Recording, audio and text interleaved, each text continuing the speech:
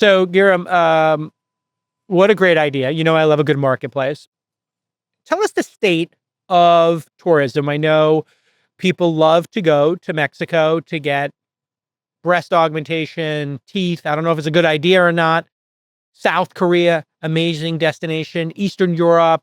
It seems like cosmetic surgery is becoming people's passion, maybe too much in some cases, maybe too young. Putting it all aside, people want to look good. Okay. I'm not, no shame in the game, I guess. I've been considering it since I got this Ozempic jowl here. I got to figure out what to do. I need to get a little staple here or something, they tell me. My friends they made fun of me for being fat, and now I'm getting made fun of for having a turkey thing here. I don't know. You tell me, Girum, what I got to do. But explain to me how big this market is. I want to start with market because you have a marketplace. The market size really does matter. So how many Americans are going and doing this? Where are they going? What are the top treatments? Yeah, so I'll answer this across the world and then just the US. So if you look at the American market, there's about 1.4 million American medical tourists in 2024. This number is up from 340K pre-COVID. So the market is really growing. If you look at the global market, cosmetic surgery is the biggest category of medical travel, like you mentioned. But amongst Americans, it's actually dental. So it's dental. Globally, it's cosmetic surgery, dental, followed by fertility treatments, which is very interesting, and a bunch of long tail procedures down the line. If you compare the number of medical tourists to the global elective procedure spend, it's not that. It's actually a much, much smaller niche. So our vision is how can we dominate this niche and then grow it eventually to compete with the local elective procedure market. I see on the website, hair transplants are big, huh?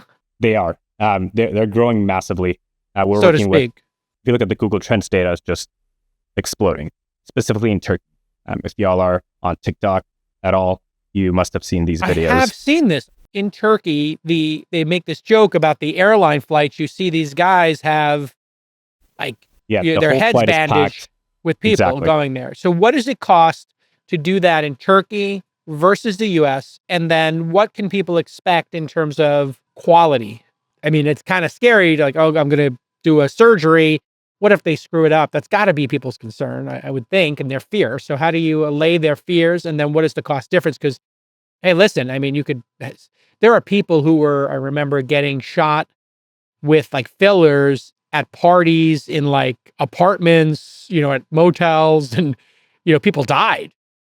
This is a really crazy trend going on here. People's obsession with these fillers. So safety, cost, how do you get people through the fears to actually make a transaction? This is a really considered transaction.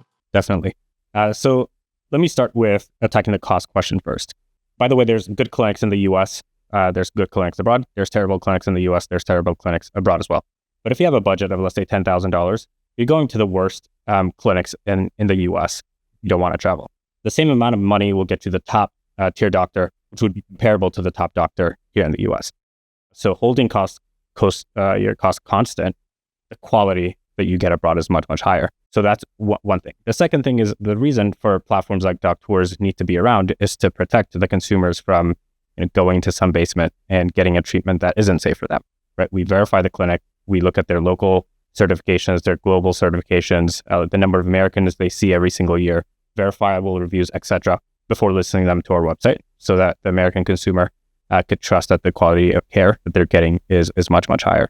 I was curious, how much work is it to actually go out there and vet these markets yourself as a company? Because I presume there's a lot of them. Do you have to go in person? How do you do the quality control on the recommendation side? Yeah, so far we've been asking them to submit their certifications. If you look at a country like Turkey, medical tourism is a national level priority for them. So they're quite strict, a lot stricter there than the US is for hair transplant clinics here in the US. So they submit their certifications. We can verify it with the government websites. We also ask them to submit verifiable reviews, which are mostly videos.